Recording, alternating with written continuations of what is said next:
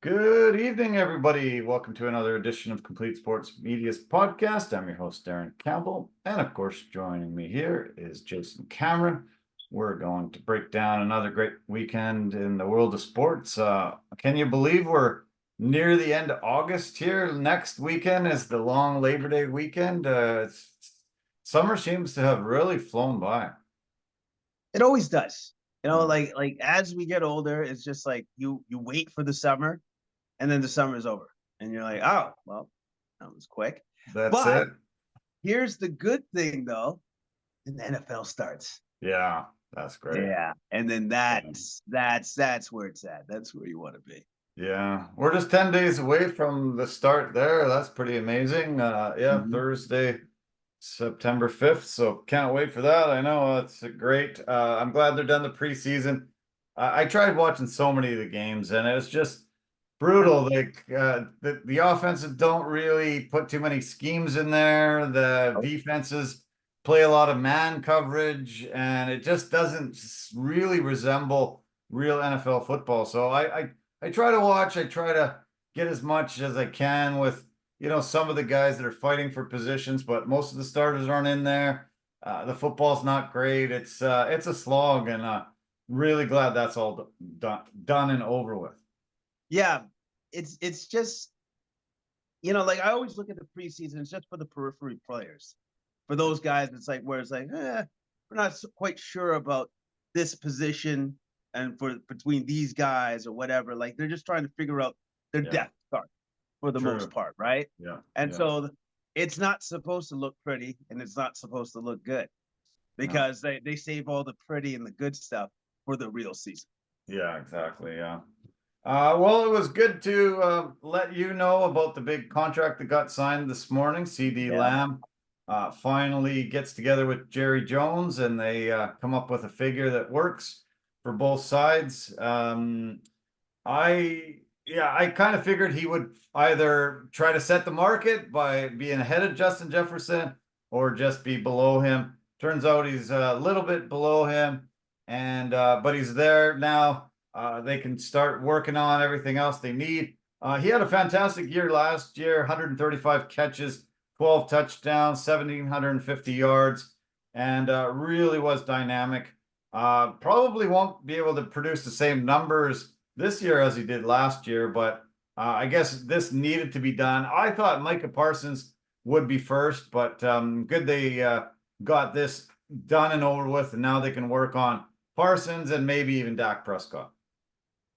Now, are you surprised that they did CD first and not Micah first? I'm Oh surprised. yeah, big time. Oh yeah, Yeah. Micah's the most important guy, and Yeah. you got to make him feel loved, and Yeah. they should have just slammed down same kind of contract they just did for CD and said, there you go. And yeah, I think it's a bad move, bad look. But Jerry Jones does marches to Jerry Jones's drum, and he doesn't Yeah. care. He just seems to make it work on his own schedule. Yeah, that's true. Jerry Jones does work on his own schedule. He does not care about anybody else's schedule. Um, I'm thinking though that they'll get something done for Micah, and it should be, as we talked earlier, it should be somewhere around Bosa's money, Yeah. Yeah. except possibly higher. So they reset the market, like we were talking about before.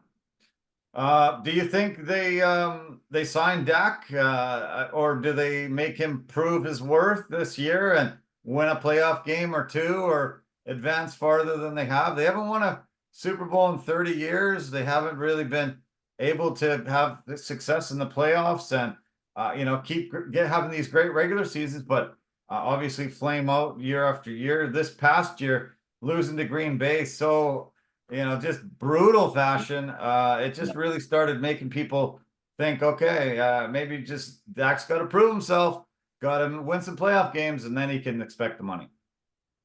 I think so, because out of the three guys, it's Dak that you're going to be like, yeah, well, you can wait.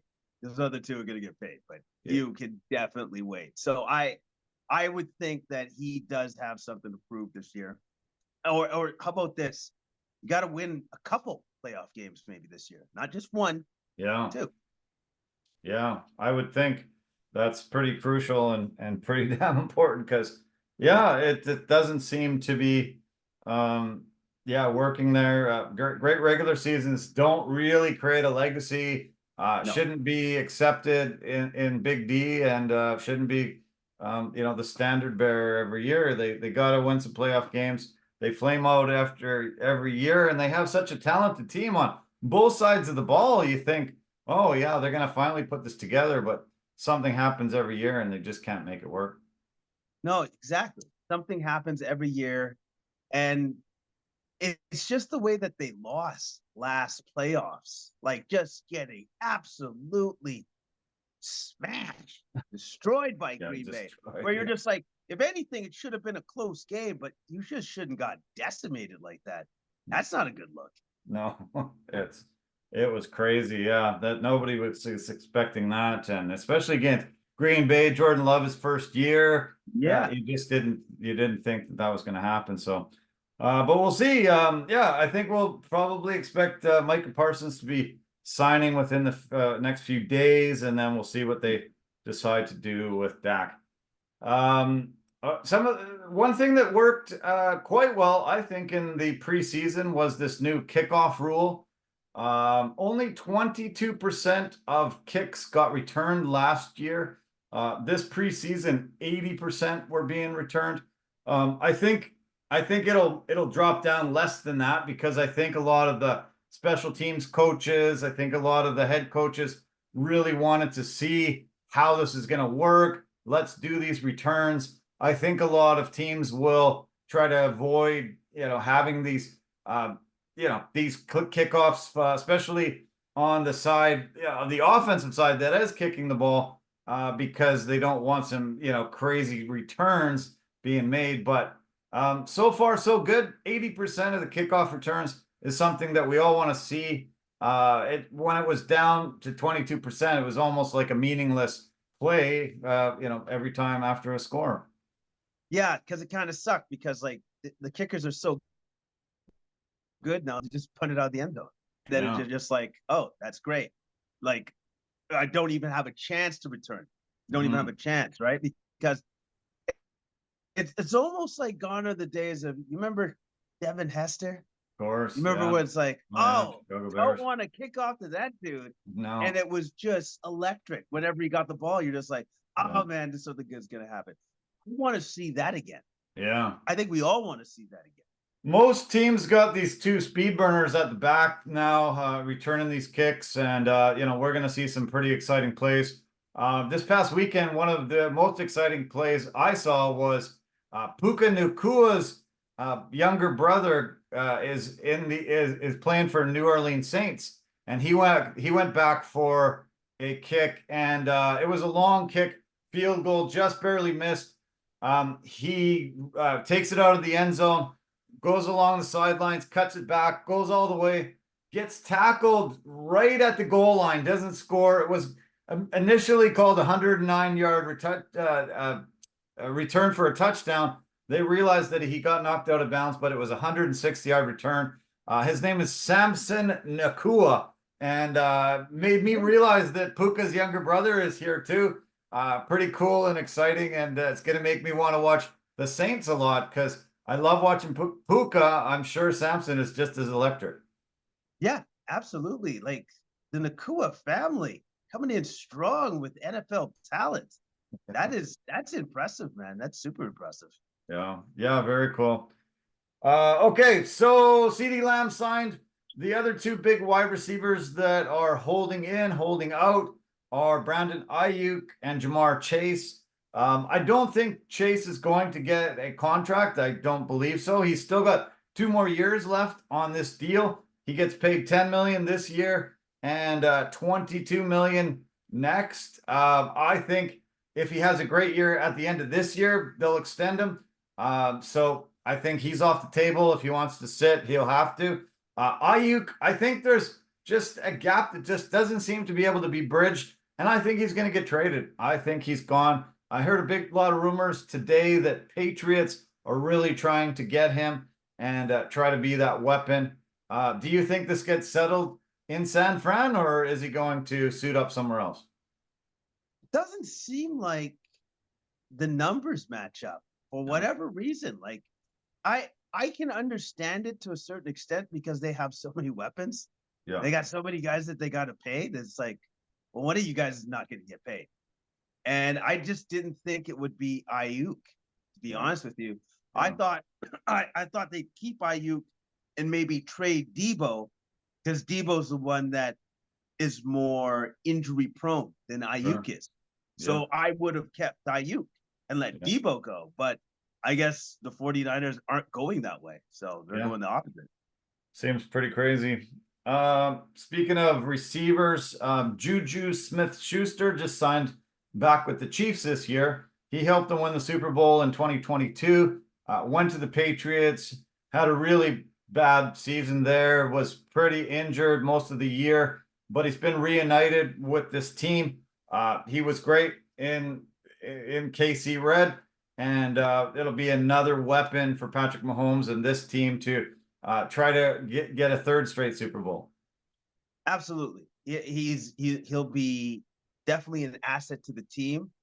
And they need some wide receivers because I believe Rashid Rice is in somewhat lingo right now because we don't know exactly what's going to happen to him. So, yeah, Patrick Mahomes definitely is looking at some guys to step up this year. Yeah. Okay, lots of controversy this offseason with quarterbacks and who's going to start, who's not, especially in Pittsburgh.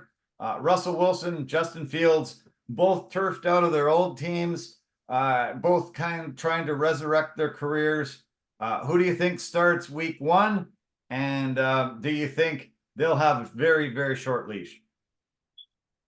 I think the inside track has always been given to Russell Wilson. I believe he's going to start, but I don't think he's going to have a long leash. I think it's going to be super short.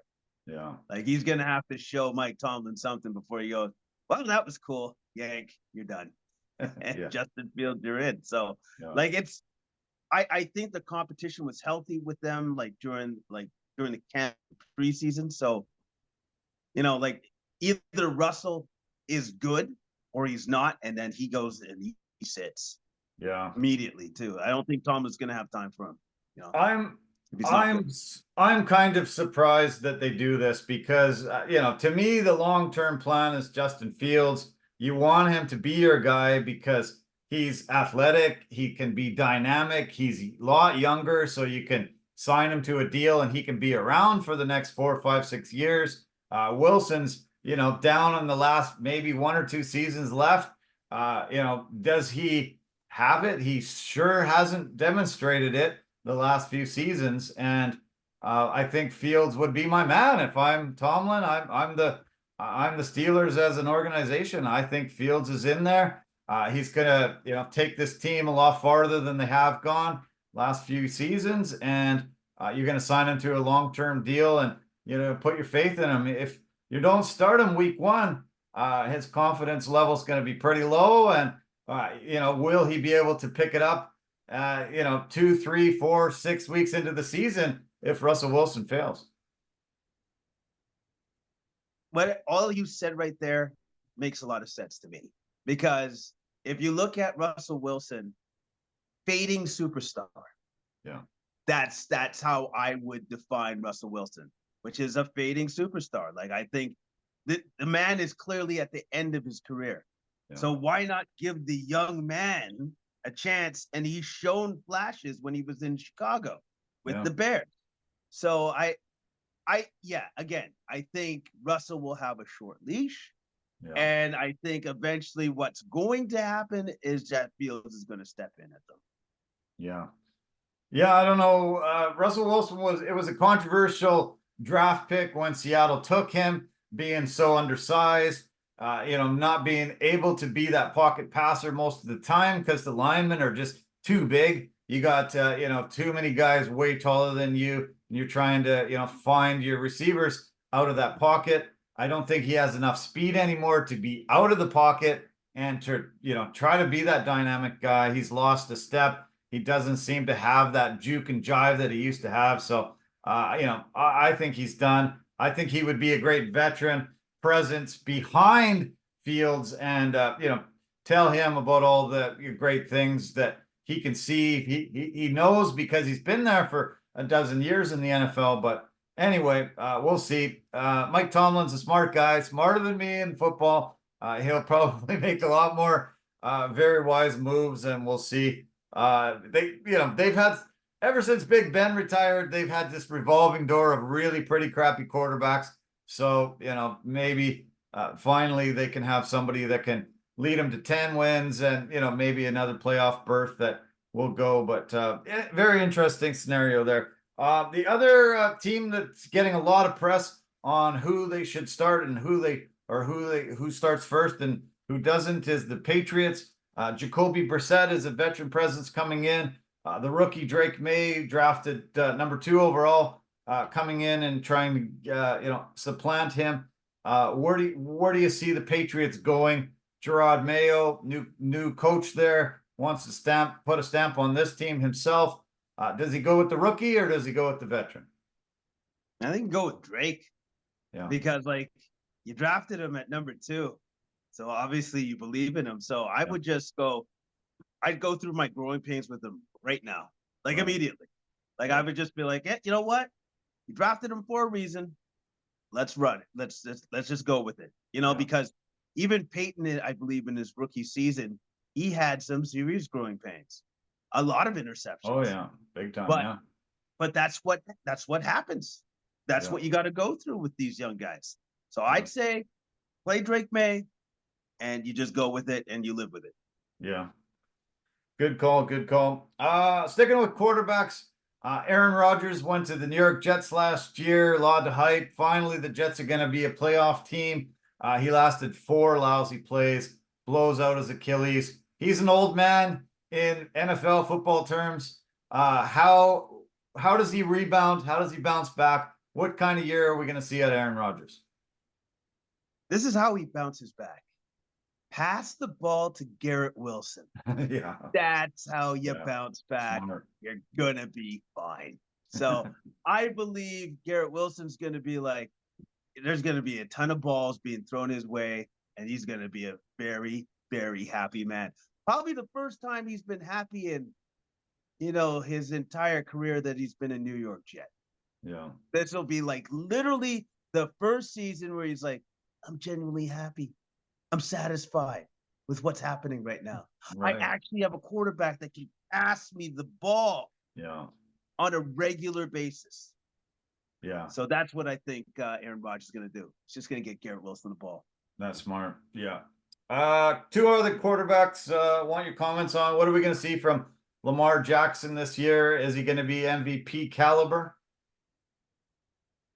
I think Lamar Jackson can definitely be MVP caliber, but nobody cares about that. We care about what you can do in the playoffs. I think he's going to have, once again, probably a stellar regular season. Nobody cares. It's once you get to the playoffs, it's now you're going to have to show us something. Because right now, as it stands, his playoff career is not very good. Not very good. Not very good at all. So he's going to have to prove himself. And now he's got a running mate back there with Derrick Henry. He should be able to pull off some cool stuff. And he's got a receiving core as well. Yeah. He's got a ton of weapons surrounding him this season. They brought in a lot of great receivers for him. Yeah. So he should have a dynamic year. What about Brock Purdy? What are we going to see out of Brock Purdy? 49ers still have a ton of weapons, even if Ayuk doesn't sign there. What do you think Brock Purdy's going to do this year? I think Brock Purdy is going to give us exactly what he gave us last year, efficiency. Nice. I think he's going to be extremely efficient within Shanahan's offense, as he's always been. It's going to look a little different if Ayuk is not there. But I think he's still going to have a very, very good season. Because also, too, he has the pleasure and the privilege of handing off to CM Christian McCaffrey or throwing to Christian McCaffrey. So that's always a good thing. Yeah, no kidding. Yeah. And finally, Deshaun Watson, one of the highest paid quarterbacks in the league, brought in to try to resurrect this Browns franchise. how do you think he's going to do now that he's got some experience with this franchise, knows a lot of the personnel there? Do you think he's going to be dynamic as well? Who's the backup? I don't think they've I don't know, decided man. yet. I have a feeling that backup might be seeing a lot of playing time, like a lot of playing time, because it just seems like he just doesn't have it anymore. He went through all of that stuff, and I think it affected his psyche. Like it's just he just doesn't seem to have what he did have before. Like it just seems to have just washed away. It's just gone. So I don't know what to. I think I know what to expect. I'm going to take that back. I think I know what to expect, which is it's not going to be very good. No. And I think the Browns are just going to be like, yeah, okay, I guess we're just going to have to go in a different direction because this is garbage. Yeah. Yeah. We are going to do an NFL season preview next podcast, just on the eve of the season. Looking forward to that. We'll just kind of go through each division. The top two teams we'll highlight and talk about, and you know, some of the changes that have been made over this off season. Lots of faces in different places, and yeah, that'll be fun. I'm looking forward to it. There was a couple of announcements today, injury-wise, that were pretty bad. The Chubb family got some bad news. Both Bradley Chubb and Nick Chubb both were told that they will miss the first 4 games of the season. Nick with the Browns still is recovering from his severe knee injury that he got last year. And Bradley Chubb of the Dolphins will be out for the first 4 games automatically. He had a torn ACL late last year as well. So tough news for the Chubb family. Yeah, tough news for sure. Nick makes sense because the fact that he can even take the field again is just awesome because that was catastrophic. That was a hard one to watch. Yeah, I saw the hit again today, and it gave me a little like, oh, to the stomach, like, holy cow, your leg is not supposed to bend that way, and it was super ugly and nasty. And yeah, thank God he didn't get his leg amputated after that, and can walk and possibly play football again this season. Yeah, exactly. Like, because I saw, but the fact that he's able to play football again and he'll be able to go in about 4 games. Because I saw an Instagram post where he was squatting, I think, well over 500 pounds. Whoa. And you're just like, yeah, I laugh because I'm like, I saw what happened to your knee. Brutal, the fact that you can do that now again is absolutely amazing. It's amazing. It's absolutely insane, man. So yeah, credit to him for working hard to get back to going back on the field. Yeah, it was stunning and yeah, brutal, and you just started thinking that was career ender, but yeah, he has been working obviously massively hard to get back at it, and yeah, fingers crossed. We see him in game number 5 this year. Okay, sticking with football, let's come across the border and talk about the CFL. We had BC Lions had a game against the Ottawa Red Blacks in Ottawa over the weekend. This is Nathan Rourke's second kick at the cat back underneath the center for BC, and he played a lot better. Unfortunately, they still lost. They were beat 34-27. Rourke actually had 1 interception and 2 fumbles. 2 balls were knocked out of his hand as he was running. Somebody came from behind, hit his arm. 2 fumbles. So those 3 turnovers were pretty crucial. The BC Lions defense has not been playing very good for the past 4 or 5 weeks. They actually created 3 turnovers themselves and made this interesting, but BC's now lost 5 games in a row. They were 5-1. Now they sit 5-6 on the season. They sit in second place, tied with Winnipeg, 1 point behind Saskatchewan, because Saskatchewan did have a tie earlier in the year against Ottawa. So This is the CFL standings in the West Division. Saskatchewan's leading 5-6-1. Winnipeg and BC both tied in second, 5-6.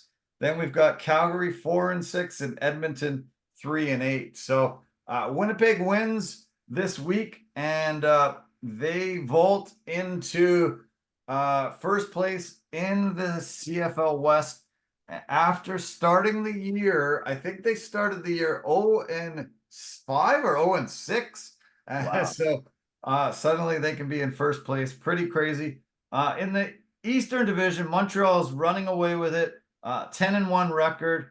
Ottawa's second, 7-2-1. Toronto 6-4, and Hamilton is last in the CFL at 2-9. But yeah, the Nathan looked a lot better, definitely, but still wasn't able to lead this team to a much needed win. Yeah, he's going to have to cut down on the turnovers, protect the ball a little bit better than what he did in this game. But at least there's hope. There's light at the end of the tunnel. Yeah. He's beginning to get a better grasp of the offense, and things are beginning to come around for him.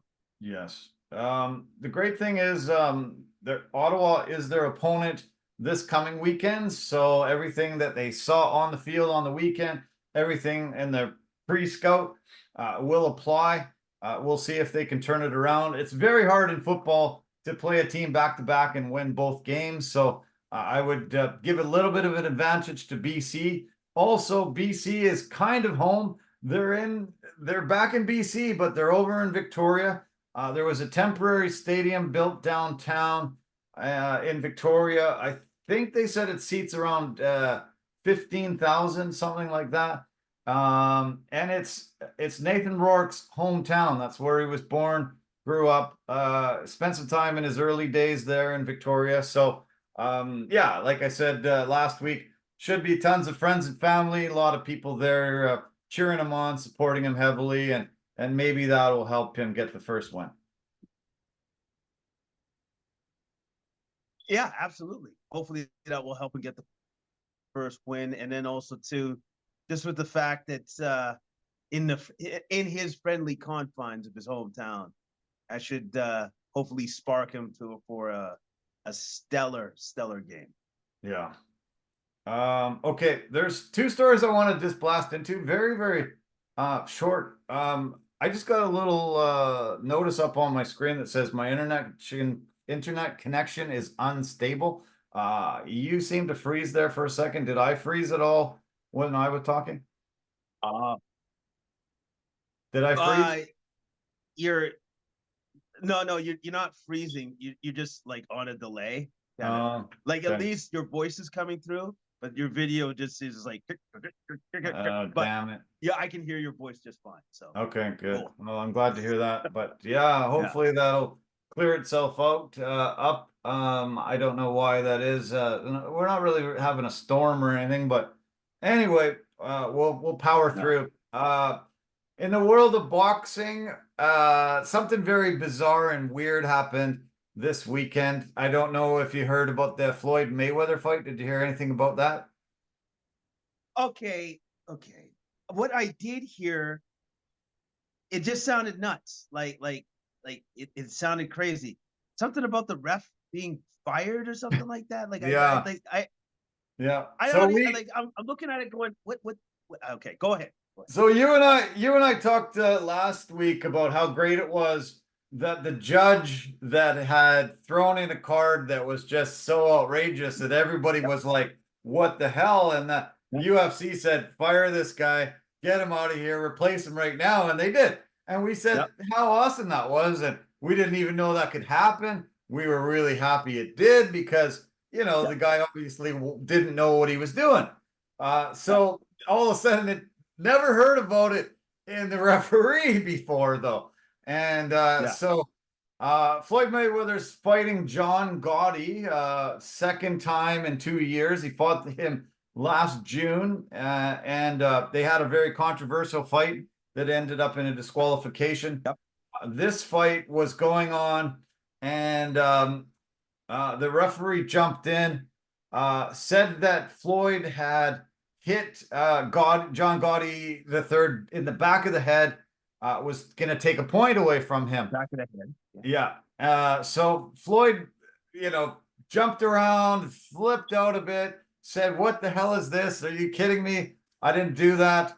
Motioned over to some people, had a conversation. Boom, the referee is gone. He's fired. They bring in a different guy, and he ends up being the guy that's in there for the rest of the fight. Super bizarre, pretty crazy. I don't think it would happen in anything but an exhibition fight, but this was an exhibition fight. Floyd keeps fighting there because he doesn't want to lose his 50-0 perfect record. But pretty bizarre that he could have the pull enough to just say, "No, this guy doesn't know what he's talking about. Get him out of here." Boom, bring in a new guy. It was amazing. Because when I heard it, I go, "You can fire the ref mid-fight?" and on top of that, the fighter does it, not the commission. The fighter gets the ref fired, right? But by the way, I didn't see the replay of that. So did he actually hit Gotti in the back of the head with a punch? Did that actually happen? Did he have a case? It was no, to me it didn't really seem like it. No, it didn't seem like it. I didn't think it was. I looked at the replays and I didn't think it would be enough to, take a point away. It wasn't somewhere egregious. No, to me it wasn't a shot like that. No. Okay, so even if that's the case, the fact that he just said, "No, this is my event. You can't do that. You're fired." Yeah. Literally, that's what kind of pull he has. It's like, I put this event on. I'm getting paid a ton of money to do this. You can't do me wrong like that. You're out. Yeah. Get whoever that dude is in the front section. Get him a referee's shirt. He's in. All right. Yeah. I found it weird because that guy was the referee for the Jake Paul Tommy Fury fight, and I thought he did a really poor job in that fight. I thought he made a bunch of calls during the fight that I was like, what are you doing? Why are you saying that? No, that didn't happen. And he was stepping in at weird times, and I thought he seemed very incompetent then. So I don't know why he gets, such a big fight. Really, worldwide, it's a big fight. And, I think Floyd, I don't know, maybe already had a bit of bias towards him, but I didn't know that, a fighter would be able to just say, "That's it. No, he's done. We got to get somebody in that's competent." Maybe the boxing commission almost forced Floyd's hand, and maybe Floyd was just like, "You know what? Fine. But if he messes up even one time, he's done." Yeah. And then maybe there was a handshake agreement in the back saying, "Okay, we understand that he's not very good, but this is what we're gonna go. This is what we're gonna roll with." Yeah. And then once he made that mistake, it's like Floyd said, "Remember what we talked about before? Yeah, he's done. Get him out of there right now." Yeah. The other weird thing that happened today was the entire Blue Jays team said that they were going to leave their hotel and they were going to get it in a DeLorean and they were going to type in June the 26th, 2024, and they were going to go back in time. And did you hear about this? Danny Jansen, a catcher in the major leagues, set a record today. He will be in the Hall of Fame in Cooperstown, New York, as the only player to ever play in the same game for both teams. Pretty neat thing that happened. He was at bat June the 26th, took a pitch, fouled it off, and suddenly the skies opened up and down came the rain like you couldn't believe. They said, "That's it. Oh, we got to stop the game. Roll out the tarps, everybody in the dugout till it blows over." It never blew over. They postponed the game. Major League Baseball a week later said, "Okay, we'll make it up. later on the season when the Boston and Toronto end up playing in a series in August. So they said, great. A few weeks later, Danny Jansen ends up getting traded from Toronto to Boston, and they realize, holy cow, this guy might be able to actually play for both teams in the same game. Today was the day they made it up, and they took his batting gloves, his bat, his hat, his jersey, his jockstrap, his cleats, his socks, his underwear, everything, and they're all going to the Hall of Fame. They'll be in a glass case. He'll be forever or immortalized as the one and only guy in the history of the sport to play for both teams in the same game. Yeah, which is just utterly amazing that actually happened. And the funny thing is, that's never happened before. Never, like, I think yeah, baseball's been so around bizarre, for like isn't over it? 100 years. So like, yeah, like the fact that it's never happened is just wow. Yeah, Wow. that's pretty neat. That's pretty That's cool. pretty neat. Also, it was very weird for a ton of very strange for the managers because a ton of the players had been traded. Some were some were on the injured list. They both had to come out and hand the umpire a new lineup list, and it said, "Okay, this guy's coming in for that guy. This guy's replacing that guy." This guy's out, this guy's in, this guy's out. And they had this 15, 20-minute conversation to try to figure out all the changes that were having to be made because it was 2 months from this date. The Blue Jays had Bo Bichette leading off that game. He's on the injured list, not playing anymore. Justin Turner was their cleanup hitter. He's been traded. Danny Jansen's been traded. Isaiah Kiner-Falefa's been traded. Kevin Kiermaier has been traded. So 5 out of the 9 guys on the roster in the lineup at the time are gone now. So it was a very weird game. Luckily, the Blue Jays won both games of the doubleheader today. They won the first game and the second game. It will help a lot. And but one of the strangest things to ever happen in the world of baseball, but bizarre that baseball's been around 125 years or something, and it's never happened before. Yeah. Yeah. Super bizarre, but very cool at the same time. Yeah, I love it. Okay, I do have a few more baseball notes, but first, actually, I'd like to talk about the world of basketball, and I'd like to dedicate this podcast to a gentleman named Al Attles. Alvin Austin Attles Jr. passed away last week. He was an absolute pioneer in the game of basketball, and he was a lifelong Golden State Warrior. He was drafted by the Warriors. He played 11 seasons for them. After he finished his career, he became their coached for a bunch of seasons. After his coaching career was done, he became their general manager, was GM for quite a few seasons. Then he became an ambassador and was with the Warriors organization until he died last week at 87 years old. An absolute gem of a man. His nickname was the Destroyer because he was so incredible on defense. And also he KO'd a guy on the court one time that they'll always remember back in the day when they used to fight quite a bit. He was able to bring the Warriors to first championships and a lot of big notoriety back then. Very, very, very instrumental in keeping this Golden State Warriors franchise afloat until the success that they still have to this day. That's awesome. Like that's like going back through the annals of time, this guy has literally kind of always been there throughout the whole Warriors franchise. And you need a guy like that. I think every team, every franchise that have somebody like that.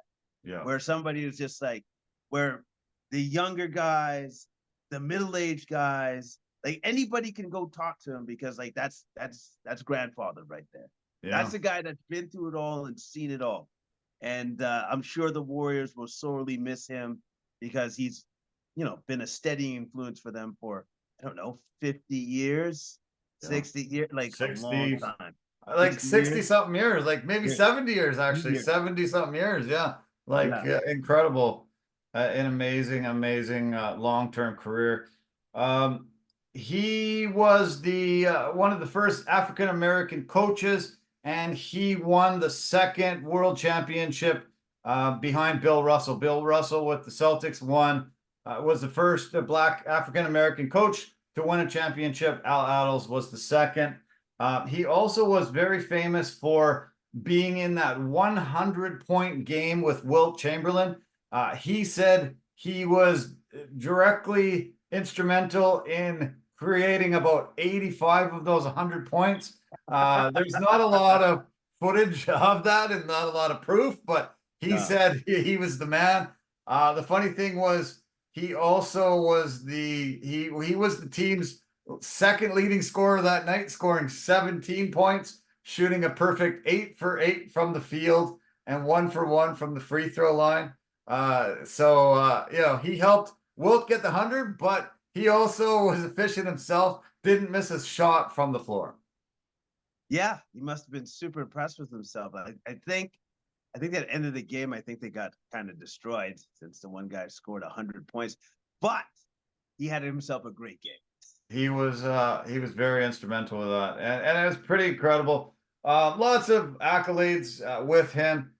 He was made it to the final quite a bit in those early to mid 60s when they when the Warriors were really talented and had a ton of success. So I love this guy, Al Attles. Sad to see him go. Incredible that a guy can be with a franchise, drafted by them, and be with the franchise until the day he dies at 87. That's pretty amazing. So yeah, rest in peace. Our condolences to his friends and family, and he will be very missed.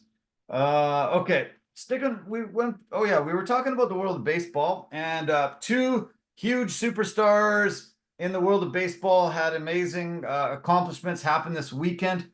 The first one was Aaron Judge. He got his 50th home run a game this year. He's on pace to break his American League record of 62, on pace to hit 63 a game this year. Had a really tough start to the season, only had 4 home runs in his first 27 games. In his next 102, he's got 47 to get himself up to 51 home runs.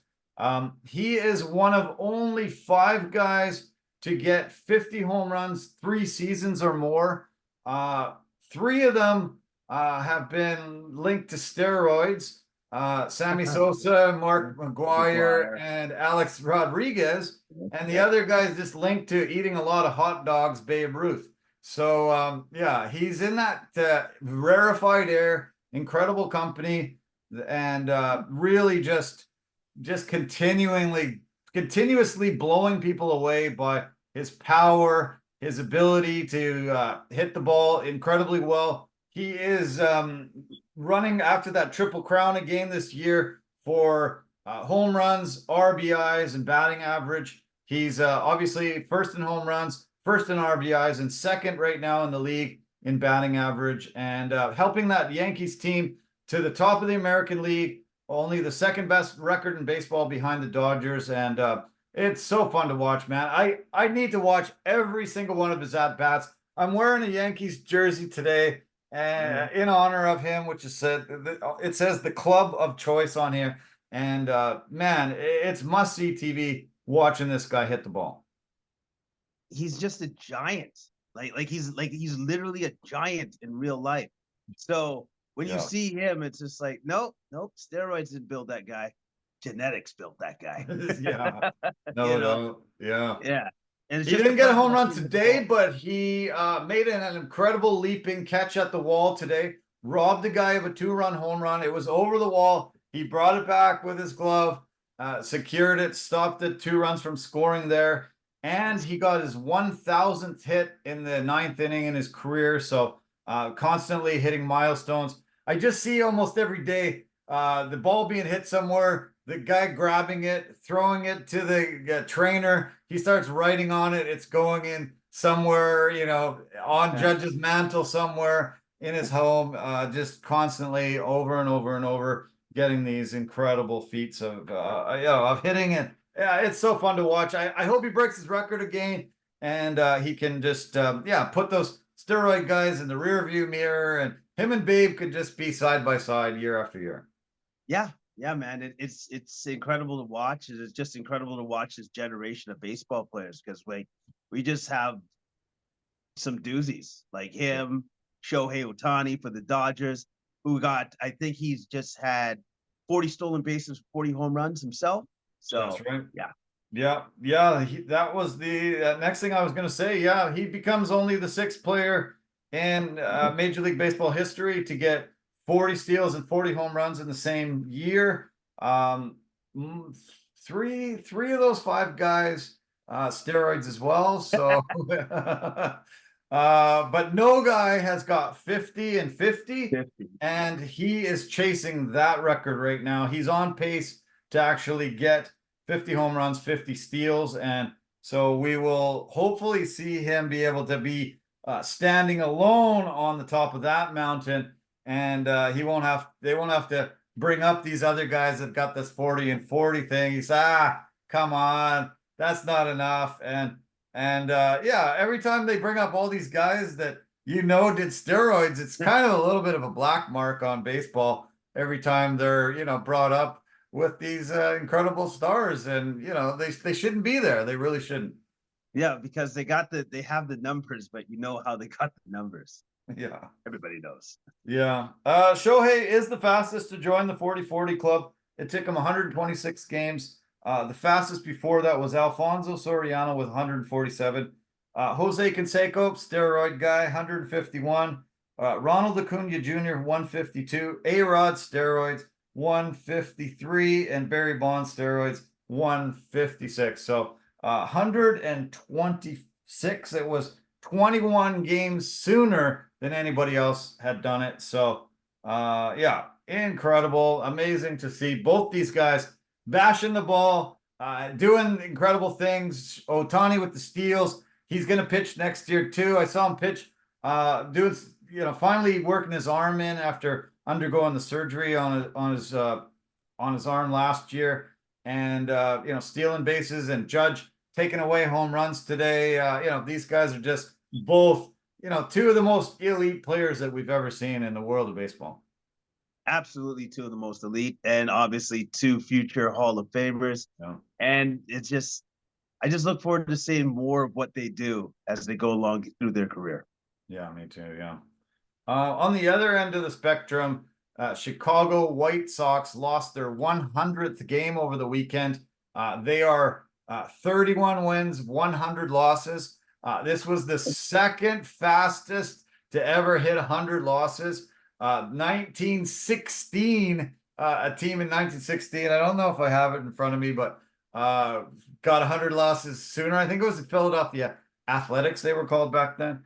But they are so brutal, so bad, and it is rough there. There was like just a small few hundred fans in the stands on the weekend there. This Chicago is embarrassed, and they do not even want to be seen in the ballpark to this hopeless, terrible franchise. Well, you know what? I guess this is where you can actually say, who wants to go see the White Sox? Come on, family. Who wants to go see the game? You can get tickets for very cheap there for sure. I'm sure. Yeah. It might be good for the guys that don't have a ton of money and got a lot of kids. Might be the time to finally get them to a ballpark. World of Baseball also. Little League World Series ended this weekend. Really fun. Incredible tournament. Just loved it. They put this on and it gets so much notoriety. ESPN ends up broadcasting it. TSN picks it up here in Canada, and it's so fun to watch. I really enjoyed watching it on a daily basis. I'm in the gym a few hours every day, and it was on there every day. Got to see the international side and the American side, and seeing the collision course finally happening. Yesterday, they had the final, and Chinese Taipei was the name of the team. It's actually Taiwan. I don't know why they have to call it that now, some kind of weird political thing, but the Taiwanese had an amazing tournament, undefeated, had made it all the way. We're winning this game all the way into the last inning and coughed up the game tying run. And then the team from Florida ended up bunting the ball. There was a guy on second base and they were trying to move him over. They bunted the ball. The pitcher ran at the bunted ball. The first baseman ran at the bunted ball. The pitcher grabbed it and threw it to first base, but the first baseman was already way down the line. The second baseman never came across to get the ball. It went out into the field.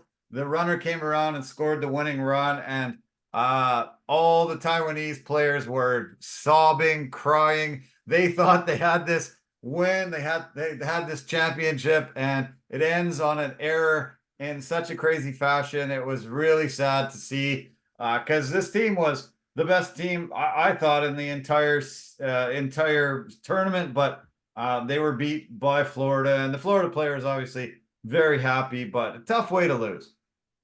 Tough way to lose. Yeah, but hey, it's a chance to learn. It's a chance to learn, and but you know what? Losing like that still sucks. Very much so. Yeah, very much so. Okay. I got a few more things to mention. I want to mention that the PGA playoffs is down now to the last tour championship. They have had 2 rounds of playoffs, and now they've got the elite 30 guys that have made it. They will start playing on Thursday, East Lake Course, Atlanta, Georgia. Man, there is so much money up for grabs. It is absolutely stunning. The guy that wins this tournament on the weekend wins $25 million. $25 million for first place in this tournament. Second place, you get 18 and down. Even 12th place, you still win $1 million plus. Even last place, you win $550,000. So a lot of guys are really happy. They made that top 30, going to win a ton of money, and it's going to be really fun to watch. They do this very interesting way of starting the tournament.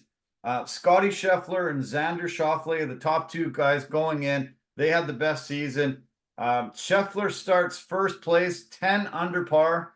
Schauffele sits second place, 8 under par, and everybody else all the way down to the last guy in 30th place will start at even par. And so there'll be 10 shots. There'll be a lot of guys 10 shots, 9 shots, 8 shots back of Scheffler. Scheffler had a bad tournament this past weekend, and about 4 of the guys, if this tournament was the same as it is this weekend, about 4 guys would have passed him, and he would have been down, the list a bit.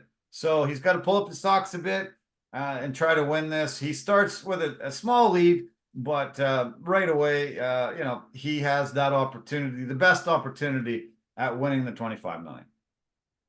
Now, I like that. I like that setup because he's been rewarded for all his hard work, as you should be.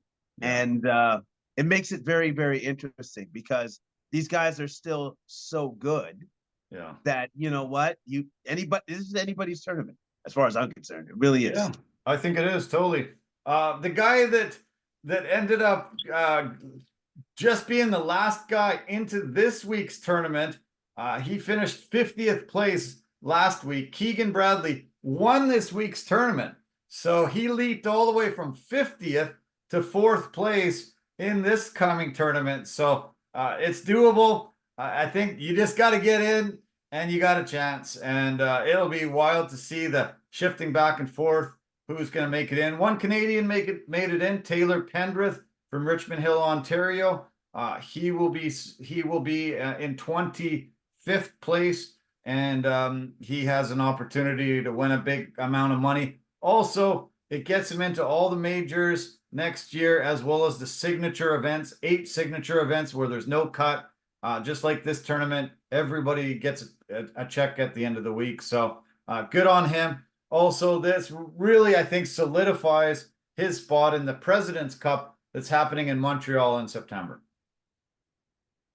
Which is awesome, which is Yeah. fantastic. Like Yeah. it's the fact that he was able to make the top 30 and guarantee himself some prize money. Hey, that's just great for him and great for his family. So great, yeah. F1 was back from the summer break this past weekend. They had the race in Holland. Max Verstappen, who's Dutch, has never entered this race and not won. But like your cousin David said a couple weeks back, the Red Bull doesn't have the fastest car anymore. It was proven this past weekend as McLaren, and Lando Norris absolutely stomped on Max, beat him by about 23 seconds, and was able to really make Red Bull worry and wonder what the heck's going on. There's been a lot of upgrades and changes made to these McLaren cars, and Lando took advantage, was able to be on the pole. He ended up getting passed by Max at the start of the race. 18 laps later, he passed him, and then he just blew him out of the water. Easily won the race. And yeah, Max is still 70 points ahead in the driver's standings with 9 races to go. So he's almost a shoo-in to win the driver's championship. But the constructors championship has now been put into jeopardy for Red Bull. McLaren's only 30 points back of them, and they have a real shot at winning that. And possibly, if Max doesn't finish a couple of races, he might lose the driver's title, which would be a real big shock after it just seemed like Red Bull and Max were so dominant, untouchable. It looks like maybe there's chinks in the armor there. Yeah, chinks in the armor are beginning to show, but I don't see him losing for this season. I just I don't see it. But it gives everybody else hope for the next season, because now it's like, hey, you're not invincible anymore. I'm tugging on your cape, Superman. I'm tugging. Yeah. You're right. Yeah. US Open started today in New York.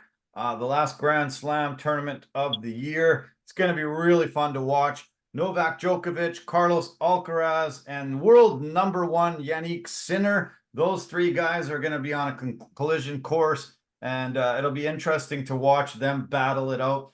Novak going for his 5th US Open championship, his 25th Grand Slam. Carlos has won the last 2 Grand Slam tournaments. Novak's coming in off of his gold medal winning performance in the Olympics, and Sinner is still number 1 in the world. And amazingly enough, he's here trying to win this tournament, even after he tested positive for steroids twice in the past few months. He somehow was able to negotiate around that and still is able to play. And I'm pretty stunned. His management team, his lawyers, whoever was able to, make them go, oh yeah, sorry about that. Didn't mean to do that. But I'm still going to play. Okay. And they're like, all right, sure. You can play. I'm stunned. I don't understand how that's possible.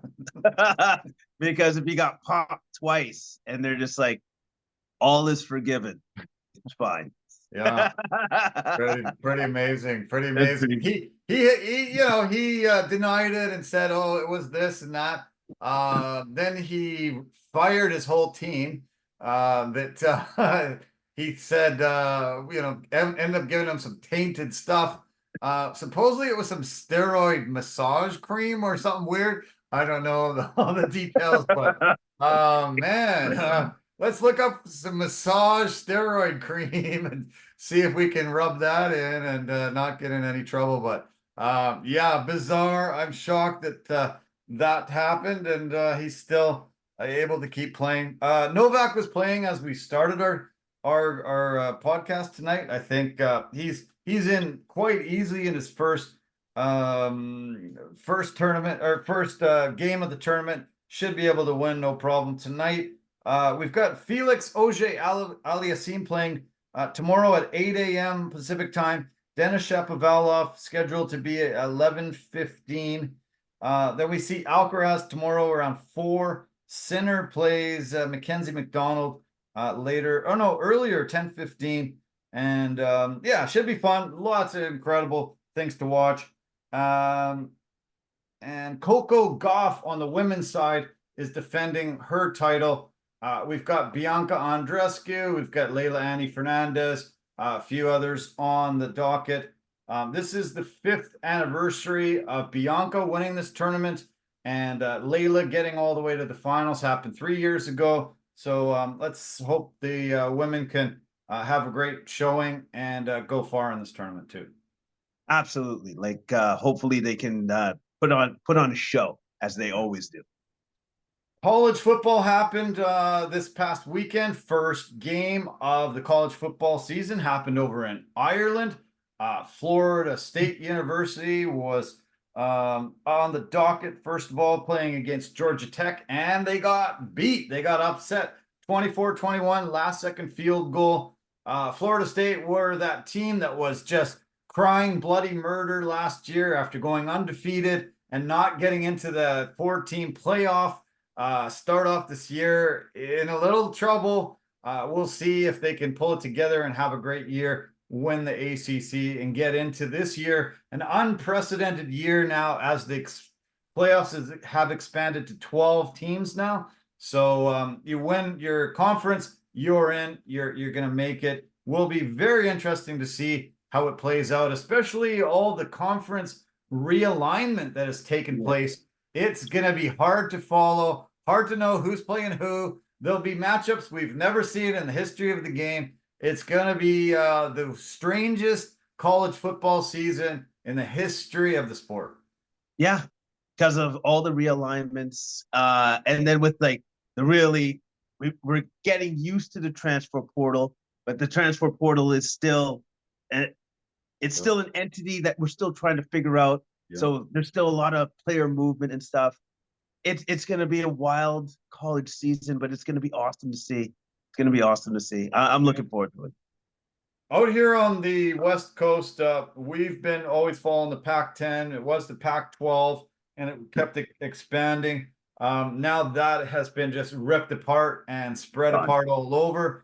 It's kind of going to be hard to know where who is. I'm going to quickly tell you that these are the teams and where they've moved to. So Cal and Stanford are now in the ACC. UCLA, USC, Washington, and Oregon are now in the Big 12. Arizona, Arizona State, Colorado, and Utah are now in the Big 12. And so yeah, they're moved all different places. Colorado has a big game. Deion Sanders had a really phenomenal start to last year, ended up 4-8 on the season. I'm sure they're going to be better this year. They host North Dakota State on Thursday, 5 p.m. Pacific. We'll have to watch that. So let's see. The ACC now has 17 teams. The Big 12 now has 16 teams. The Big 10 now has 18 teams, and the SEC has 16 teams. It's gonna be wild. It's gonna be interesting. There are teams from East Coast to West Coast and all intermixed in all over the map. There's gonna be a lot more money spent on travel for these guys, and I'm sure there's gonna be very exhausted guys, probably a lot more injuries. It's gonna be not good in those departments. We'll see if they have to make some changes after this incredibly crazy year.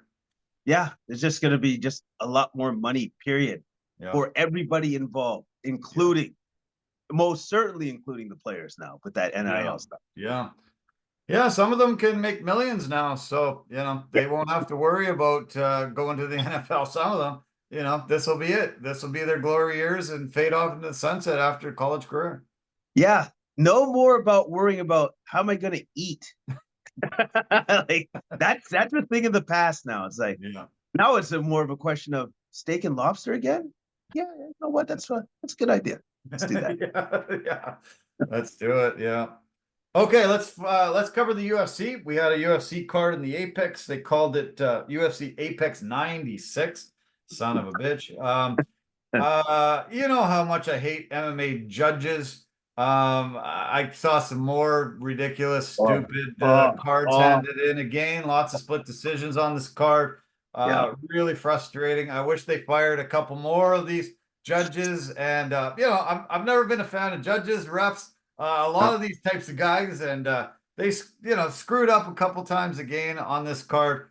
Yep. And it's maddening. It's so hard to watch when you just see some blatant, guy on 30-27 and on somebody that didn't win a round. Like, what the hell Yeah. is that?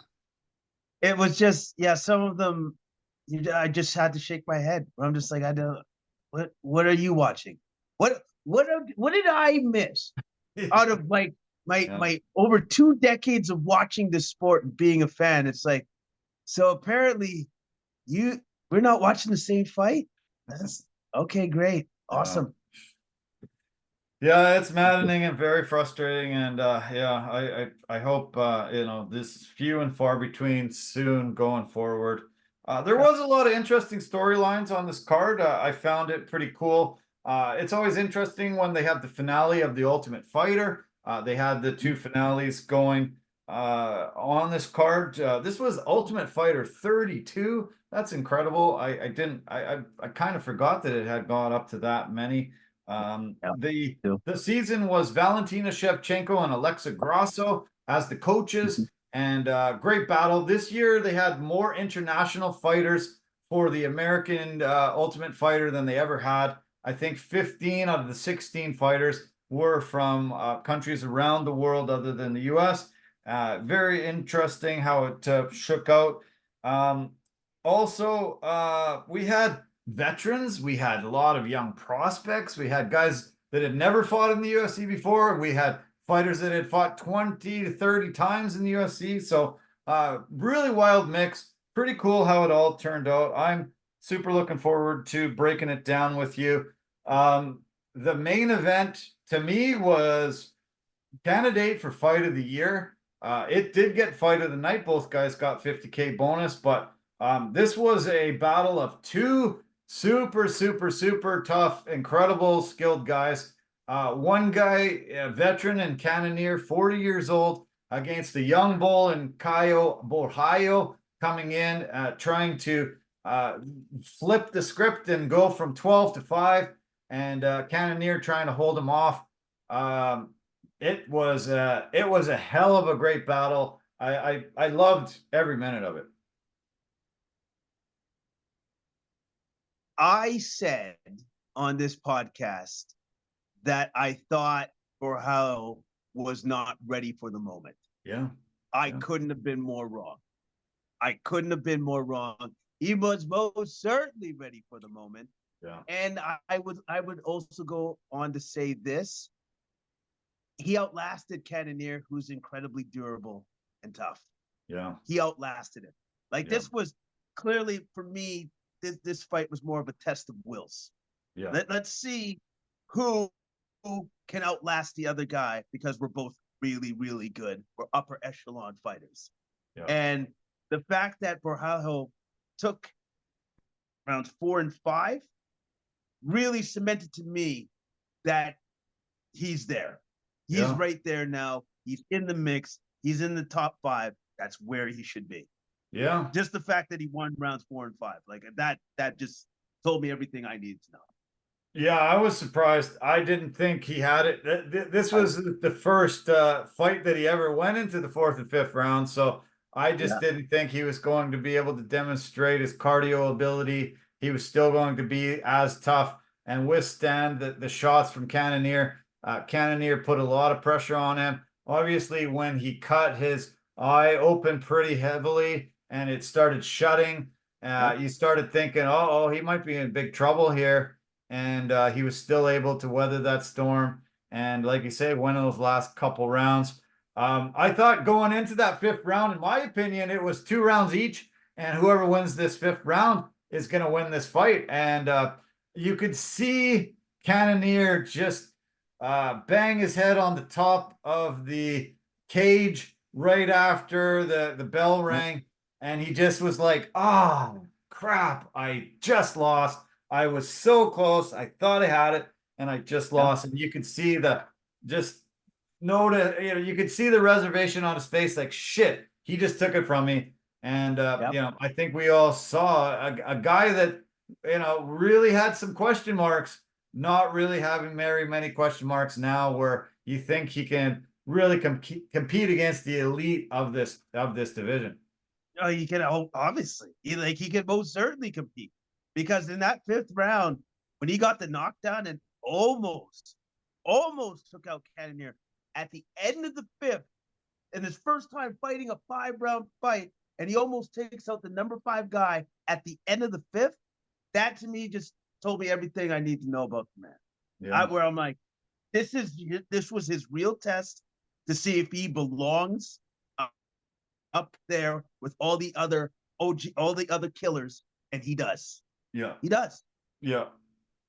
He called out Dricus du Plessis, but I think that was just a little bit too high of a call out. Du Plessis probably fights Strickland next. I haven't announced that, but it seems like that's going to happen. I started looking at possible matchups, and I think Nasruddin Imavov is the guy he should fight at number 4. Imavov has a 14-4 record. He's won his last 2, 5 of his last 6. He's 6-2 in the UFC, and he beat Jared Cannonier his last time out. So I think worlds should align, and these two guys should be fighting next.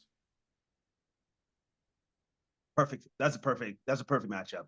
Yep. I absolutely love that. I think that's where he should be at. That's who he should fight, because I think Borralho needs to fight at least 2 guys before he can get a shot at the champ. 2 guys. Yeah. Imavov, also, just to tell you a little bit more about him, anybody that doesn't know, he's fought some really, really top talent. He beat Roman Dolidze, Joaquin Buckley, Edmund Shabazian, who is also on this card, among others. Has moved up to number 4. We've got number 1 is Dricus. Champ is Dricus. Number 1 is Sean Strickland. Number 2 is Adesanya. 3 is Robert Whittaker, and who he's already fighting, Khamzat Chimaev.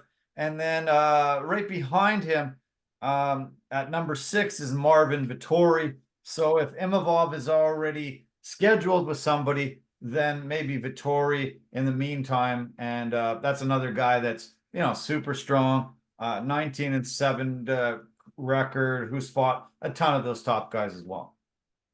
Yeah, no, that's also a good call out too as well. He's gonna fight somebody of that nature, and then I still think he still has to fight one more guy, and then he gets his shot. Jared Cannonier, you got to say this guy's still, elite. I didn't see the rankings yet, but I don't think he's going to go from 5 to 12. He might drop 2 or 3 positions on this list. Be able to still have a lot of killers on there. At 40 years old, he still looks like he's in incredible shape. Still has a gas tank for days, and just still seems like he could be one of those guys constantly being up in the top 10 of this division. Yeah, no, he's still super dangerous, regardless of his age. He's still that good. So he's going to be there for a while in the top 10. Okay, co-main event. I wasn't excited when I saw that this was the co-main event. Just didn't really jazz me up. Didn't make me think that, hey, I gotta see this. But it turned out to be a great fight. We just talked about Cannonier. He's a veteran in the sport, 40 years old. Angela Hill comes in, one of the veterans of the sport as well. Number 9 against number 11 in this division. And she became, during the fight, only the 3rd fighter in UFC history to have 2,000 or more significant strikes. So I'm like, okay, wow, holy shit. She has been around and has had a lot of wars. This fight between her and Tabitha Ricci was actually very impressive. They just swung and banged and threw shot after shot after shot, and took each other's best. And it turned out to be a very entertaining fight. I kind of think I had Hill winning it in the end when it was going to the cards, but they gave it to Ricci. I had Ricci winning this, to be honest with you. I thought it was her forward pressure and her nonstop aggressiveness that really won her the fight. But the fact that these two ladies fought at that pace for 3 rounds was the most ridiculous thing I think I've ever seen in a women's fight. Like that pacing was absolutely ridiculous. And the fact that they were able to keep it up for 3 rounds, I couldn't believe it. I couldn't believe it. They both landed 140 shots each. Hill was a little more accurate, 57%. Ricci was only 50%. And Hill was outstruck her significant strikes, 112 to 101. Ricci did get those takedowns in that middle round and was able to dominate a little bit, win that one round. Hill didn't get any takedowns. 10 years older, Angela Hill, and still was able to keep up that pace. Very impressive. I just wish he would just keep the afro. You see the picture before the fight on the tail of the tape, and you see this incredible looking afro. We see Alex Caceres wear it. We see guys once in a while. I think she would just be so much even more liked and loved if she had the full afro out instead of putting it in braids. Yeah, well, it's a choice, and it would have looked awesome. But regardless, she was awesome in that fight. Yeah. She didn't get the nod, but it was a really, really good fight. It was a great fight, yeah.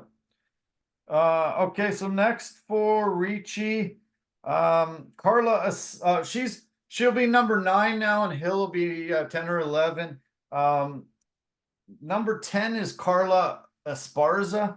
That to me would be a great fight between Baby Shark and her. Number 8 is Marina Rodriguez, and number 7 is Mackenzie Dern. So any three of them I think would be really fun fights to see Tabitha go after. And Tabitha has impressed. She does have a lot of that, like you say, forward pressure, and I think she'll be a tough out for many of these top girls.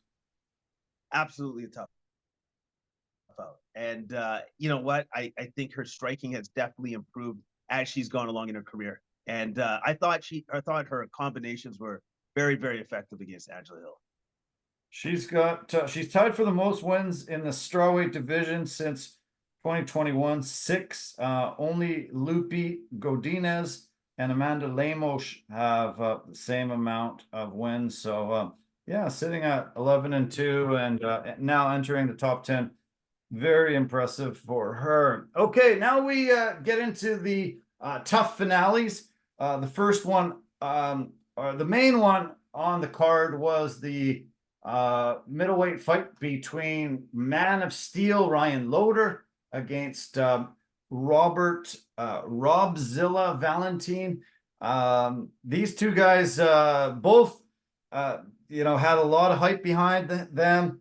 Loder came in and didn't look like the scarier, tougher guy, but his wrestling background really helped in this one. He was the wrestling coach at Team Alpha Male over the last few years. They finally decided to start getting him into striking, said you can be an all-round guy and get into MMA. He has looked great since he has made that transition. Was in a little bit of trouble real early in this fight, almost got choked out, had to fight off some rear naked chokes. Once he did fight them off and was able to create a scramble, ended up getting a crucifix and was able to rain down elbows and punches until they had to pull him off. He gets the victory, he gets the contract, gets the trophy, and changes his life. He played to his strengths. He went to his wrestling. Although Valentin did a great job in the scramble in that first round to get his back, to almost get the rear naked choke, but Loder fought the hands, did what he was supposed to do, got it to the next round, And then once he got that dominant position and got him in the crucifix, Valentin couldn't get out. He was going nowhere.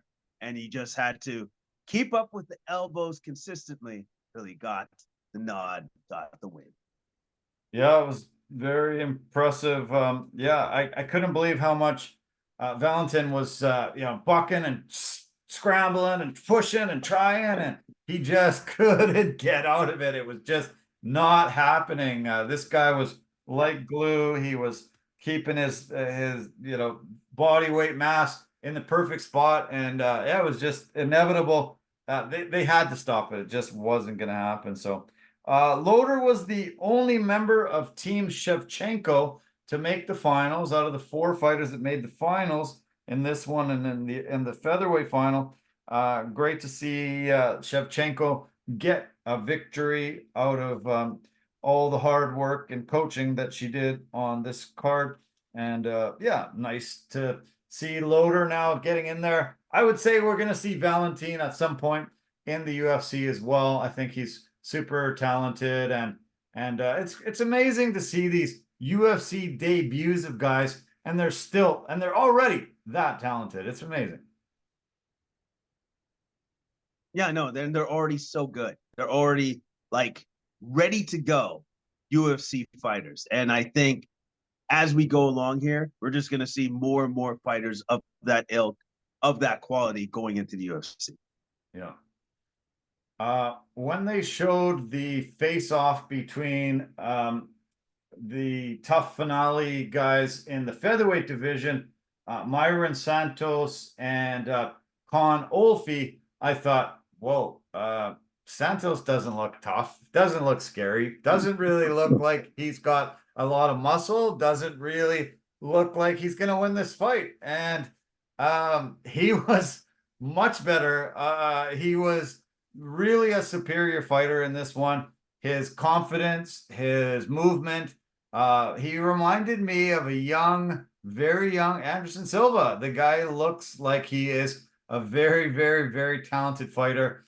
And when he landed the knockout blow, that will go down in history as one of the coolest knockouts you're ever going to see. The guy was just immediately sat down, right, KO'd, and he got 3 more shots in there when the guy's already out before Chris Tognoni could come in and fire him off there. Yeah, you rarely see a knockout where the guy just sits down and just is just out waiting to be hit a few more times before he goes to sleep. It was pretty crazy KO. It's like the puppet strings got cut, and then he was just like, he just collapsed. Like, it was Santos. His striking is so ridiculously smooth, fluid, effortless almost. Unreal. And like, I think Olfi knew, I am out of my depth here. Like, this is only a matter of time, because Olfi, his thing was wrestling. And then once that didn't work and he was just getting picked apart on the feet, you could tell he was just like, I don't really have a plan B or a C or a D. I don't have anything right now. Trouble. Yeah. Yeah, he was in trouble. He was in trouble, and trouble. Yeah, Santos took him out. Santos, reminds me of a young Anderson Silva, young Asanya style bender. Just so fluid. Just precise with his shots and powerful. Just looks like a really, really elite martial artist already in his UFC debut.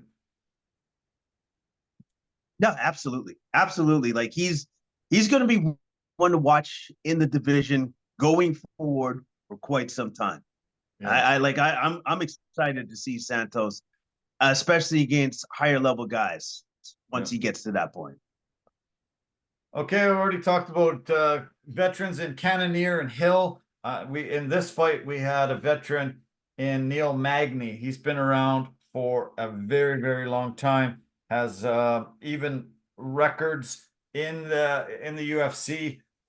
He has the most wins in the UFC welterweight division at 22. Most significant strikes in the division history at over 1,400. He has the most actually most finishes in the UFC history, not just this division, UFC history in the 5th round, final round. He has 8 of those. He's been around since 2013, UFC 157, fought 33 times in the UFC, and it looked like he was starting to be pretty smart. He was grappling, he was controlling, he had Morales up against the cage, and he was trying to secure a takedown. If he does, he's probably going to win this round, looking very, very in his element. And then Morales decides, I'm going to elbow this guy. I'm going to spin around. I'm going to elbow him. And Magny took it, hit the canvas, and that was the beginning of the end. It was an incredible display of power by Morales, who's really one of those most underrated fighters in the UFC, still undefeated. And, knocking out veterans like this, it's going to elevate him in a lot of people's eyes, but I don't think he's very well known yet by most people. He's undefeated for a reason. Guess we found that out pretty quick. Right. And the reason why Magny started grappling him along the fence, playbook on Magny, attack his legs. Morales, 3 hard calf kicks, and Magny was like, enough of that. Time to grapple, right? And then once I think Morales fought the hands, got the hands off, elbowed him in the head, a spinning elbow. Like it was, I'm sorry. I saw the two of them take the octagon, and my thought process was this. Yeah, that guy's going to win. I don't know how he's going to do it, but I think he's going to beat Magny. Like I just felt it, and I was absolutely right. I think this guy is like a star in the making. I don't think he's going to be defeated for quite some time. Like I think this guy is the newest up-and-comer in that division. Yeah. He will be ranked number 12 this week. And he's as you say, undefeated, looking incredible. Not many guys from Ecuador have made it into the UFC. Interesting to see a guy from that part of the world coming in undefeated now. And look out this division. There's a lot of guys that really will be quite in trouble with Michael Morales. I also noticed that Magny was a Ultimate Fighter alum. He fought on Ultimate Fighter 16, so a long time ago. He's been in the UFC since 2013, like I mentioned. So yeah, another veteran. In the opening fight on the main card, we also had another veteran in Gerald Meerschaert. You talked about Edmund Shabazian, thought he would be able to win this fight. He thought he was going to be able to be that younger guy that would dominate on the feet and take care of Meerschaert. He really had Meerschaert in a ton of trouble. But, he did. He did it. But Meerschaert just weathered the storm somehow. Just moved just when Mark Smith said, hurry up, you got to move, you got to defend. Hey, what are you doing? And Meerschaert just moved enough to not have him stop the fight. Meerschaert finally went for his 6th takedown, got it, was able to end up getting that arm triangle choke victory. And he just snatched victory from the jaws of defeat in this one. He does that. Meerschaert does that. That's what he does. I couldn't believe it because I'm like, all right, Mark Smith's going to call it at any point in time now. Mark Smith's going to call it, right? Mark Smith. No, he's not going to call it. All right. So then I was like, Shabazian actually might be in trouble now because he emptied the tank to try to take him out himself. And then once he did that, it's like, no, I got nothing left. I have nothing left. And Meerschaert's like, sweet. Now it's my turn. And he took him down. I couldn't believe it. Like, it was just, and it's exactly what the analyst said. It's like, that's what he does. That's what he does. Snatches victory out of the jaws of defeat. And there's just, Yeah, he's incredible, and I believe that I think he has the most middleweight finishes in the Yeah. division now. Was able to Meerschaert beat Anderson with Silva. 12. Now that's his 12th finish in the middleweight division, beating Anderson Silva's Yep. record. So pretty incredible. He's been around since Yeah. December of 2016, fought 21 times in the UFC. That is his 29th submission victory in his career. 29 submission wins. Wow. Yeah, Absolutely that's great. amazing what he's done, how good of a grappler he is. And did you catch who he called out? It is one of the greatest grappling matches that I'm so excited about. I need to see this fight tomorrow. I cannot wait to see him. Did you see who he called out? No, I missed it. Who do you call it?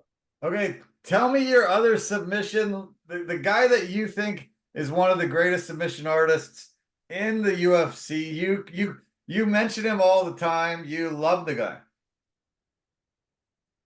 Oh man, that's great. Like I'm totally drawing a complete blank. Give me a hint. Okay, you always say, do not give him your arm, do not give him your leg. Paul Craig. Paul Paul Craig. Craig. Yeah. Bear Jew. Yeah. Of course. That would be awesome. They got to make that happen. Somebody's going to get a limb ripped off. It's going to be great. I can't wait to see it. Like if they do that, to me, that's the coolest grappling fight that I've ever been. I don't think I've been more excited about two grapplers going at it than those two. I think it'll be just epic. If they don't cancel each other out, I think it'll be epic. Oh man, like I hope they make an agreement saying we're just gonna do a grappling match, right? No stand up. We'll just go right to the mat and see what happens. Yeah, best man win. That would be awesome. Man, I hope they make that. I hope they make that fight. I hope they make that fight. That's gonna be. That would be awesome. I am such a striking guy, and I'm not usually excited about too many of the grapplers, but when I heard him say that, I thought, oh man, now we get to see who the absolute best is. Because to me, these are the two of the best of all time for submission grappling. Yep, absolutely. Like I think that call out, that's a no-brainer. Yeah. I think the powers that be go, that's a no-brainer. Got to do that. Got to do that. Sign it, deliver it, just send it out tomorrow. Let's do it. Yeah, let's make And by the way, put that on a pay-per-view. That's not a fight night fight. That's a pay-per-view fight. Pay-per-view, yeah, exactly. Yeah. Okay, let's blast through the prelims. We had the feature prelim fight between Francis Fire Marshall Bill and Dennis Buzukja. This was another great fight too. I didn't. I wasn't. Yeah, I mean, it ended up being a split decision. I thought Marshall. I thought Marshall won this, and it shouldn't have been, but it still was a great fight. Well, and it was an egregious split decision. How about that? Right. I'll give it that. I'll just give it that. But I thought it was pretty obvious that Marshall won this fight. He controlled the fight. He controlled the cadence of the fight. His grappling was definitely the better out of the two. But Buzukja was beginning to gain some steam and momentum near the end of the fight. Yeah. Definitely Marshall won the first round grappling and was dominant there. Second round, he knocked Buzukja down, and I think you almost thought, oh, this fight's over. Should be over any minute. Somehow Buzukja ended up surviving it, getting up, and then I thought he won the rest of the round. But the most powerful, crazy shot was that shot that knocked him down. So I think you had to give it to Marshall. Even though Buzukja really won the fight from that point forward, I thought he won the rest of that second round, and he won the third round. But I thought he was down 2 rounds. He couldn't come back, and unfortunate for him, he just should have zigged when he zagged. Took that shot, it dropped him. He lost the fight. Yeah, absolutely right. Like, because I agree with you right there. from the second half of the second round to the end of that fight, Bazooka won the rest of it. Yeah. I really love the team that Bazookia's from, where he's got Merab Devashvili, he's got Aljamain Sterling, Sarah Longo camp there. Obviously, ATT Fire Marshal's from, but I always love seeing Sarah and Longo and Aljo and Merab there. Merab getting ready for that huge fight at the Sphere, Noche UFC. Dana White got pissed off at Merab this past week. Did you see? Called him stupid, called him an idiot for posting the cut that was on his above his eye there. Yeah, you called him an idiot because it's like, well, O'Malley's like a very accurate striker, so guess what he's going to target, Merab? Yeah. Good job. And then for myself, I'm just like, well, I guess he's clearly not concerned about it. He doesn't care, Dana. Yeah. He doesn't care. Like, so how about this? The way I look at it like this, I think Dana has a point, but Merab is just like also telling O'Malley, I don't care. Go for it. Right. Target it as much as you want because I'm going to keep coming after you. Yeah. That's not going to stop me. Yeah. That's the way I look at it. I had O'Malley losing to Aljo, but I just can't see a world where O'Malley beats Merab. After seeing Merab with the way that 4 or 5 fights where he just takes down guys and he just will not. He's the machine and he just will not stop. He is a dog on the bone, going after it. To see what he did with Peter Yan, I think he took him down like 30 times. Was it something crazy like that? Yeah. How does O'Malley beat him? How does he beat him? He's going to have to discourage him with big shots, not just like big shots. He's going to have to hit Merab with big shots to try to deter him from coming in there. Yeah. But that's not going to work because he's not going to care. He's going to keep coming after you. You can hit him with big shots, but if you don't knock him out, guess what's going to happen? Takedown. Attempted takedown. Defend. Cool. Takedown. Like O'Malley's takedown defense is going to have to be the best it's ever been because Merab is not going to stop. He's not going to be deterred and he's not going to care. He's just going to keep coming after you. Yeah. Insane. Yeah. It's going to be wild. So good. Yeah, it was a good fight and the right guy won. Okay. This was a mismatch.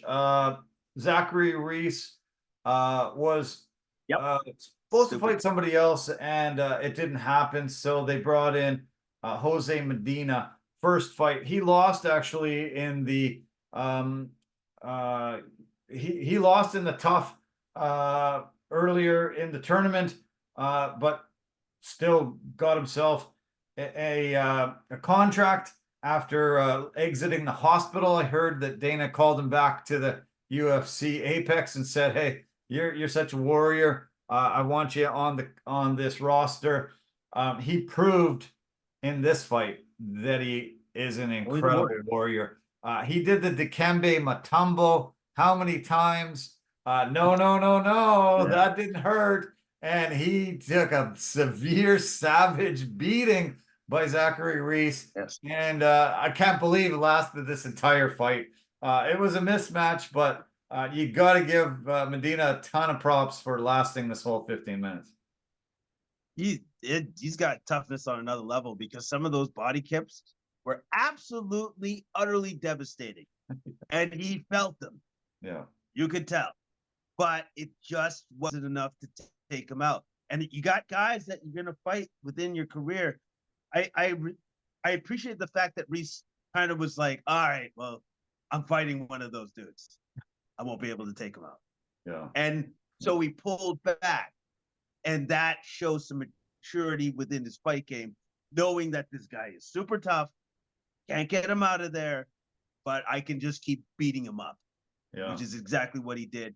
Because at no point did Medina win anything like on the feet or in the grappling department. Like Reese dominated him in every aspect. Yeah. Reese had finished every one of his wins, but they had combined, all 8 fights had combined for 13 minutes in the cage. So this is kind of a blessing in disguise because he got 15 minutes in this fight. He got to really test his cardio, test a lot of parts of MMA, of UFC that he never had before. So to actually get more fight time in this fight than he had in his 8 fights previous all combined was pretty incredible.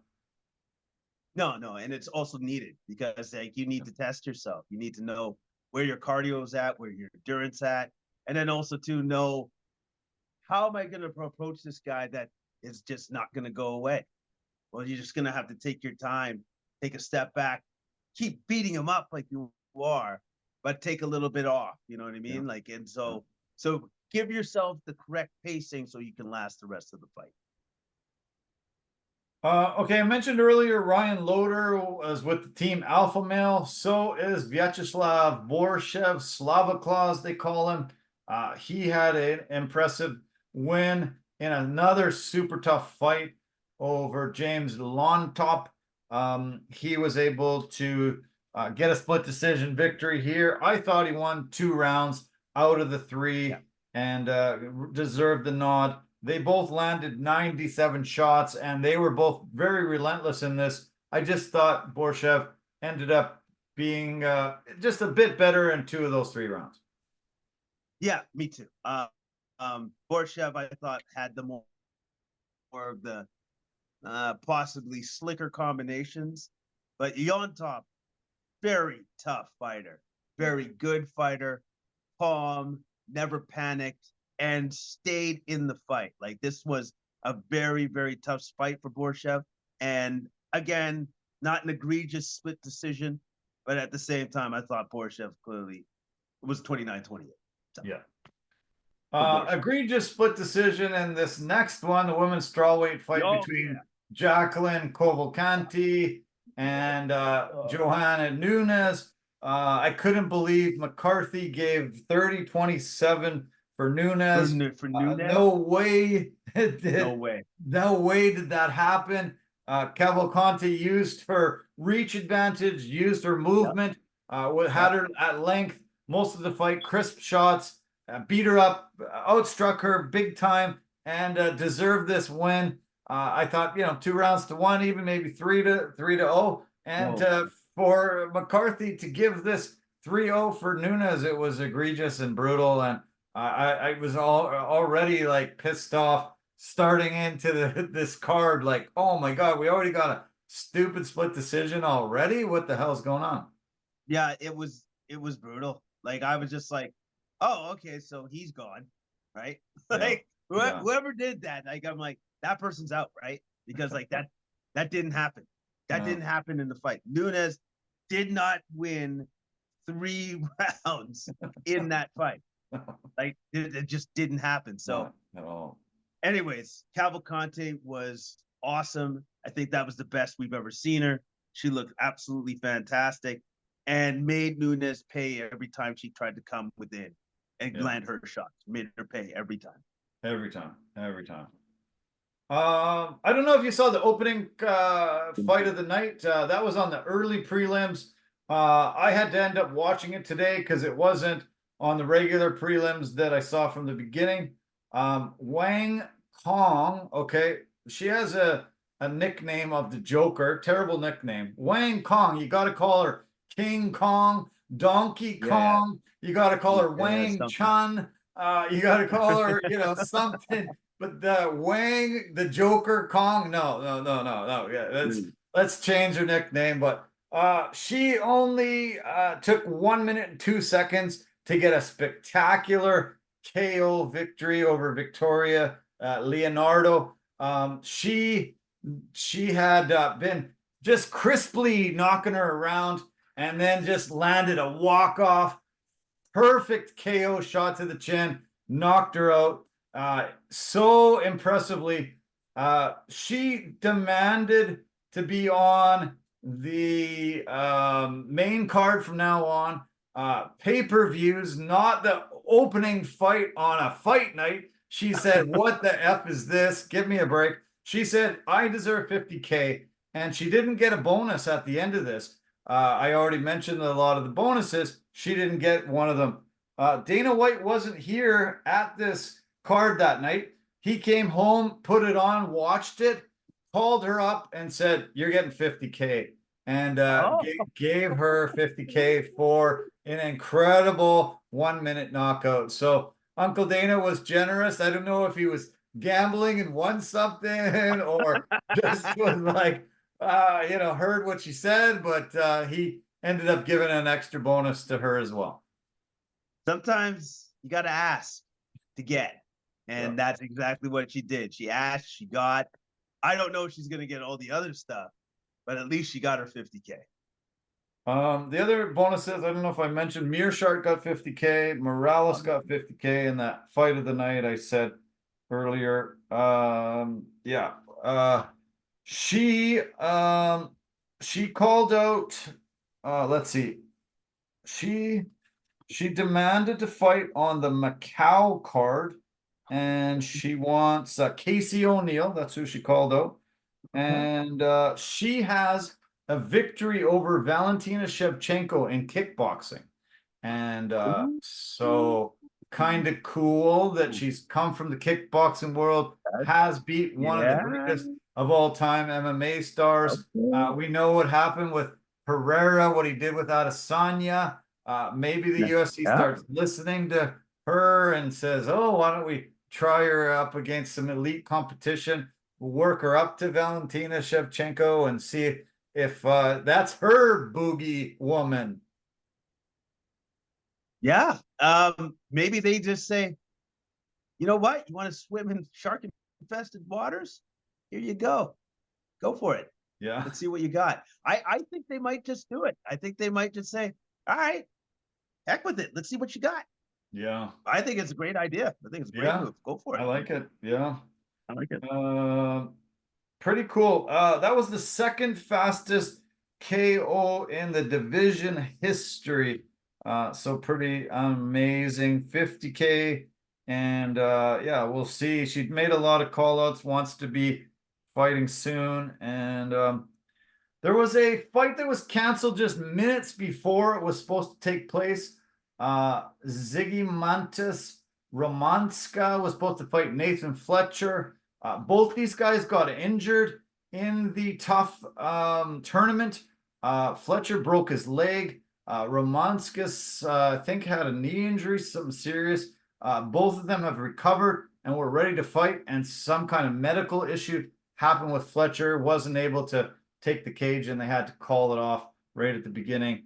And I failed to mention also that Francis Marshall was a 1-week replacement to fight Dennis Bazukia. Danny Silva was supposed to be his opponent, and Marshall said he was very sorry that he didn't have even a better performance. He said he gassed out, he didn't have his cardio. 1 week wasn't enough to get himself in full fight shape. He said it'll be much better next time. Must be nice, though, to be able to come off a win, even though you didn't have your best performance. Yeah, especially knowing that it's like, no, I didn't even have my stamina. I didn't even have my wind underneath me. Yeah. Still was able to do that, though. Yeah. Not bad. Not bad. Oh, yeah. Do you remember Fire Marshal Bill off of Living Color? Of course they do. Yes, obviously. That made me laugh a lot, just thinking about, let me tell you something. And it just reminded me of that. I was thinking about it all weekend. I used to love watching Living Color, and pretty fun. This card was cool, wasn't it? A lot of interesting scenarios and storylines. It turned out to be pretty great. It did. It turned out to be a pretty good card. I was pretty impressed because at first I was listening, okay, let's just see how this is going to work out, but it ended up being pretty good. So we got a 1-week break. Nothing over the Labor Day weekend for the UFC. The next fight is the September 7th card Gilbert Burns and Sean Brady in a welterweight battle for the main event. And then Jessica Andrade fights Natalie Silva in the co-main. Some pretty interesting fights. A couple Canadians on the card. We got Kyle Nelson and who else was the other Canadian?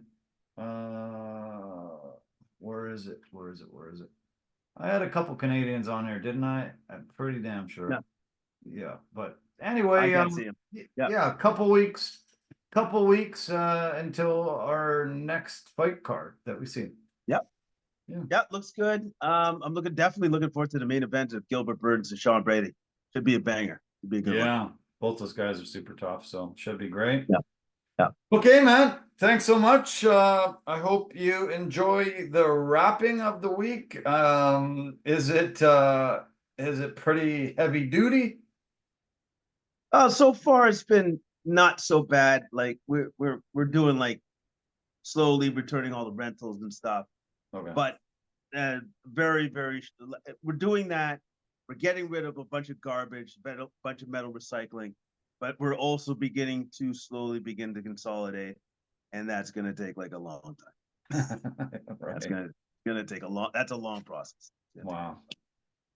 Okay, man. Well, thanks so much. Enjoy your week ahead. Keep in touch, and yeah, let's hope a lot of these NFL contracts get signed, so every team's at full maximum capacity, and we get to see the best of the best. NFL season is amazing. We remember a couple years ago, just some of the playoff games. It just was like, how can you actually get any better than this? And you know, it's just NFL seems to be getting better and better every year. It does seem to be getting better every year. I'm just looking forward to like the start of the season. And yes, I hope that all of these contracts get figured out. I just want to see the full rosters so I can do my fantasy football, so I can depend on you to make me some points. All right. Right. So get it done. Get it done. Is that shirt you're wearing, is that a good movie? Is that something I should watch? Never seen it. Oh, this is super old school. Last Dragon. It's I think it came out like the 80s or something like that. Okay.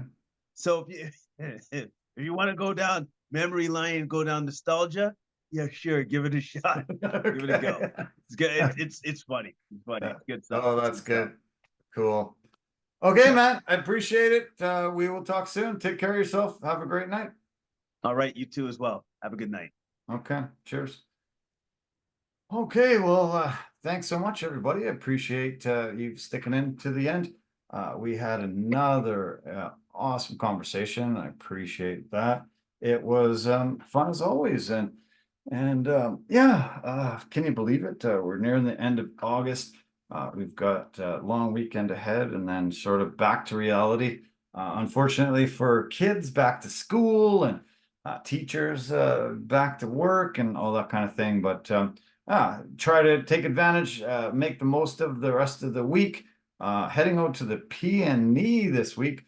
We're gonna go see a concert or two. Getting to see some concerts tomorrow night and Wednesday night. So really looking forward to it. So I want to thank our partners and sponsors. Want to thank Anchor.fm, easiest place to make a podcast. Go there and they will help you do that. I want to thank Verbero, the hockey equipment and apparel company, industry leader in technology, performance, and value. Pampas and Possibilities, the creators of beautiful West Coast pretty things to put in your home, spruce it up, make it look great. And Forever Living, the aloe vera company for health and beauty products. They have great products on our website at discounted rates, so go there. You should. They are fantastic. So have a fantastic week ahead. Love you guys lots, and take care of yourself. We'll talk to you soon. Bye for now.